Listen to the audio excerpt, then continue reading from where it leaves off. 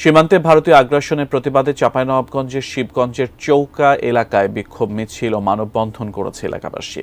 কর্মসূচিতে সীমান্তে ভারতীয়দের উস্কানি দেওয়া সহ সব ধরনের অপতৎপরতা বন্ধের দাবি জানানো হয়।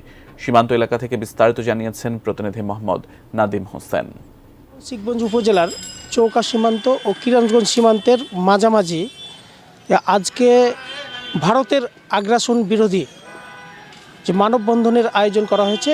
তারা গত 18 তারিখে অর্থাৎ শনিবারে যে গাছ কাটাকে কেন্দ্র করে যে টিয়ার গ্যাস নিক্ষেপ, ইট পাটকেল এবং সাউন্ড গ্রেনেড নিক্ষেপ করেছে, তারই প্রতিবাদে আজকে বিনোদপুর ইউনিয়নবাসী সব শ্রেণীর মানুষজন এখানে একাত্মবদ্ধ হয়ে র্যালি করার আয়োজন করেছে এবং মানববন্ধন করার আয়োজন করেছে।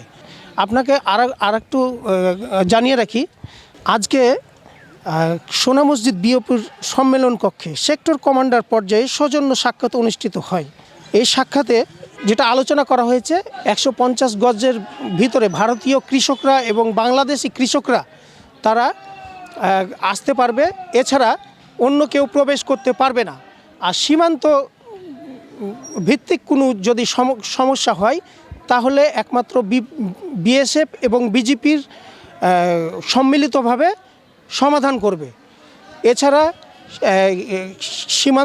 সীমান্ত দিয়ে কেউ যাতে অনুপ্রবেশ না করতে পারে অবৈধভাবে এবং চোরাচালান না করতে পারে, এই আলোচনা সেক্টর পর্যায়ে আলোচনা হয়।